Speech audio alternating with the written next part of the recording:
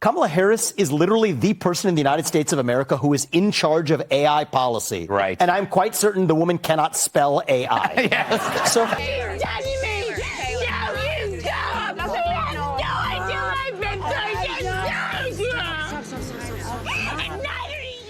What's up, guys? Your boy Benny. Donald Trump, who is running for president, said a big no-no, right? Like, is that the evergreen headline forever? Since, at least I can remember, Donald Trump's been running for president since 2015. Donald Trump's been toying with running for president for like the better part of the last 2 decades. So, yeah, this is Donald Trump's style. He goes there and he says the thing, some articulately, inarticulately, whatever. He says the thing that everybody else is thinking. And Donald Trump did that yesterday about Kamala Harris and Kamala Harris being fake. Check this out. A little bit different. So I've known her a long time indirectly, not directly very much. And she was always of Indian heritage, and she was only promoting Indian heritage. I didn't know she was black until a number of years ago when she happened to turn black, and now she wants to be known as black. So I don't know, is she Indian or is she black? She has always identified as a black woman. She went to a historically black college. I respect either one, but she obviously doesn't, because she was Indian all the way, and then all of a sudden she made a turn and she became a black person. Just to be clear, sir, do you believe I think somebody should look into that too when you continue in a very hostile, nasty tone. So Donald Trump had let's just call it a very, very combative interview with the press yesterday. Well, I mean, this is a little uncomfortable because for decades, Kamala Harris did run on and regularly promote articles like this. Don't get upset at me for reading headlines. You know, look at Bloomberg, the Associated Press, right? The kings of centrist media. Kamala Harris becomes first Indian American U.S. Senator. Okay. Kamala Harris played that angle up in interview after interview after interview. She said it time and time again. There are too many clips for us to play for you. Like, they're all on our X timeline. This was the headline for a long time. Is this the number one thing that you should be like asking about Kamala Harris, or is there a bigger question? Yeah, there's a much bigger question. The bigger question is, who is Kamala Harris? Who is this person? And what does she want to do to America? Now, the reason, and I think that the more nuanced sniper level, scalpel level of the argument is that Kamala Harris is a fake person. She's Commie Kamala, which is our nickname for her, but she is a fake person. She'll do anything that she wants. This was, by the way, this was up at President Trump's rally yesterday, California. This is Business Insider. Here's the AP. What do you want from me? Don't get upset at me because I read headlines that you wrote. Kamala Harris becomes first Indian American U.S. Senator.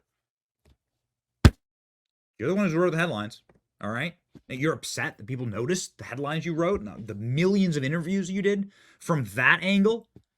And then you get upset at us for noticing that Kamala Harris changes her accent when she speaks with certain groups of people. We will tell them we were hanging out in a parking lot this particular Saturday afternoon with Kamala and all our friends. We will tell them how we organized and mobilized. We will tell them we emailed and we called folks and we texted until folks got tired of hearing from us, but we knew they'd get over it.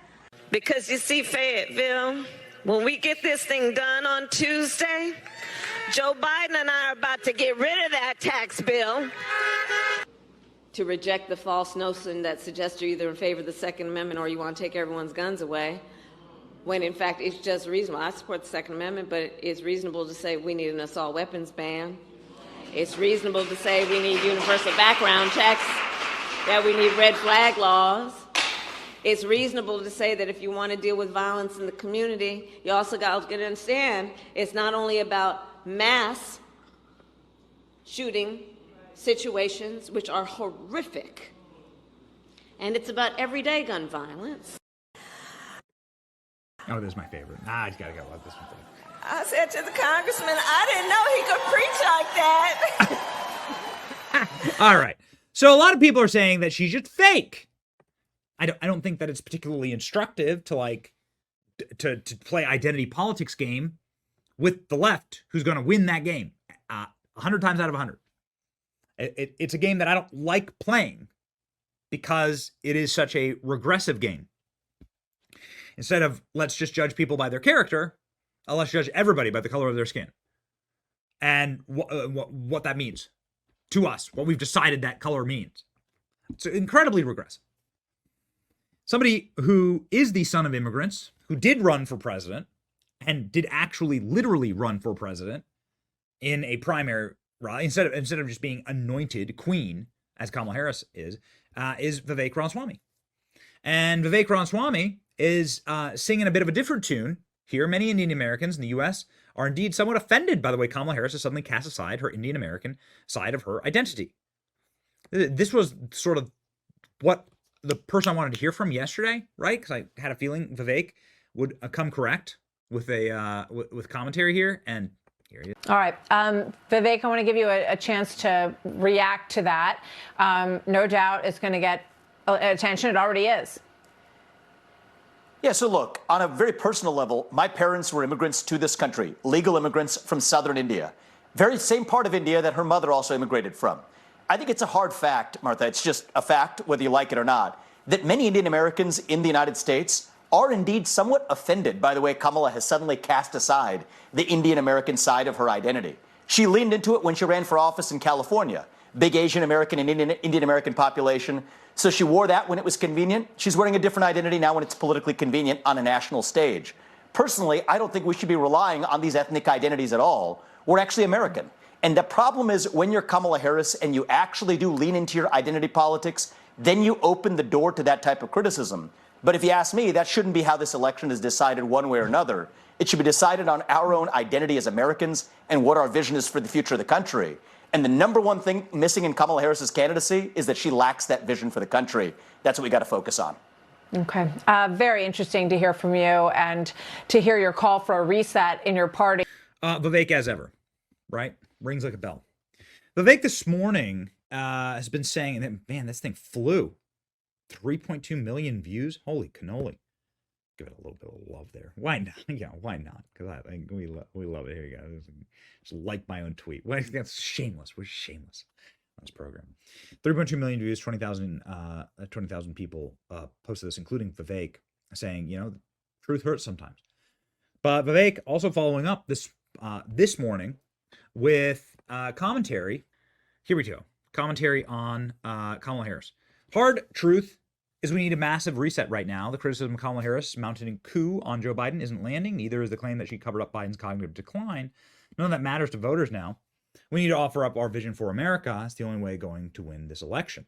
So Vivek sort of sounding the alarm, saying this is time to recognize a true actual threat to the country, which is somebody who, as Donald Trump, articulately or inarticulately, it doesn't really matter to me, like Trump in his own way is trying to say, like, Kamala Harris is an empty vessel. She is fake. She isn't real. We don't know anything about her. She didn't go through a primary process. Nobody voted for her. She's a cutout to some of the most evil people and some of the darkest mendacities in our country, and she always has been. And so it's time to actually project what we want for the country instead of what they want, which is the right way to go about it. The other person who was asked about this recently was Senator Tom Cotton, who was asked about this on CNN. And I think he just did an amazing, amazing job answering the question, flipping it back around. I wish more Republicans did this. Wish more Republicans had the brass like this. Here's Tom Cotton answering correctly.